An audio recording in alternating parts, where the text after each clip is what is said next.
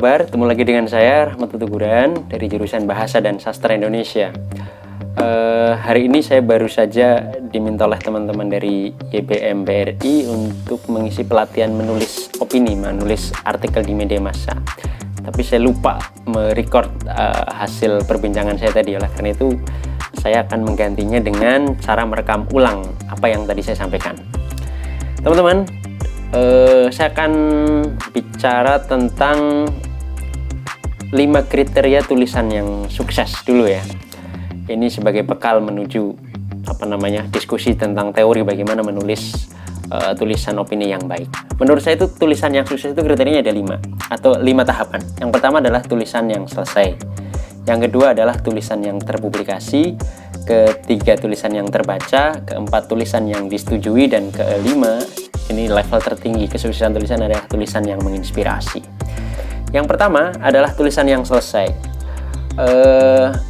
Ketika orang selesai menyelesaikan tulisan, berarti dia sudah bisa mengkonversi gagasan abstrak dalam pikirannya ke dalam bentuk tulisan. Artinya dia sudah bisa mengatasi kesalahan-kesalahan persoalan-persoalan teknis. Males misalnya.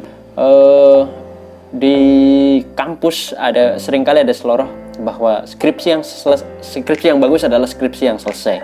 Tesis yang bagus adalah tesis yang selesai. Disertasi yang bagus adalah disertasi yang selesai. Iya, itu bagus, tapi bagus pada level 1 karena baru menyelesaikan pada tahap awal. Yang kedua, tulisan yang berhasil adalah tulisan yang terpublikasi. Ketika kita mempublikasikan tulisan, entah apa medianya, kita berarti membuka ruang dialog, memberi kesempatan tulisan kita untuk menyapa pembaca. Publikasi dalam hal ini tentu saja bisa beragam ya, entah melalui media sosial, entah melalui penerbitan buku, jurnal ilmiah, dan sebagainya. Tapi tulisan ini harus bisa dijangkau oleh publik gitu kan. Itu yang kedua. Yang ketiga adalah tulisan yang berhasil adalah tulisan yang dibaca. Terpublikasi saja belum tentu dibaca loh kadang-kadang. Kita kadang-kadang nulis di blog kok sepi, nggak ada yang baca. Kita nulis buku nggak ada yang baca. Kita nulis artikel ilmiah belum tentu ada yang baca. Nah, oleh karena itu di tahap ketiga, tulisan yang berhasil adalah tulisan yang dibaca orang. Bagaimana strateginya supaya orang mau membaca tulisan kita? Ya, itu ada strateginya yang nanti kita akan bahas tersendiri ya. Pada level keempat atau tahap keempat, tulisan yang berhasil adalah tulisan yang diafirmasi, tulisan yang disetujui.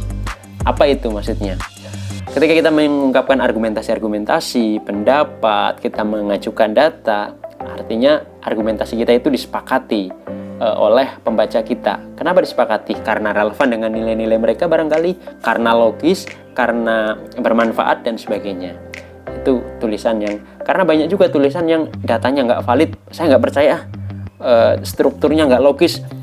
Iki maksudnya piye toh? Itu kan membuat tulisan kita nggak dipahami gitu ya, nggak terbaca, nggak dipahami.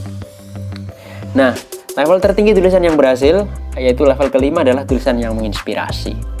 Menurut saya tulisan yang menginspirasi adalah tulisan yang bisa menggerakkan orang pembacanya untuk melakukan kebaikan sesuai dengan anjuran-anjuran kebaikan yang kita sampaikan melalui tulisan.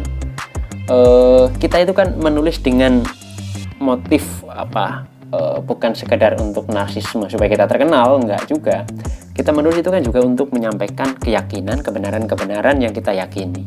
Nah, kalau orang membaca tulisan kita kemudian melakukan tindakan kebaikan sesuai yang kita ajarkan, maka itu adalah tulisan yang menginspirasi. Menurut saya ini level tertinggi tulisan. Tapi untuk sampai level tertinggi itu kita harus harus belajar banyak ya. Karena menurut saya meskipun secara teknis menulis itu mudah, tetapi untuk mencapai kesuksesan menulis itu perlu strategi dan perlu waktu belajar yang cukup. Demikian menurut saya. Assalamualaikum warahmatullahi wabarakatuh.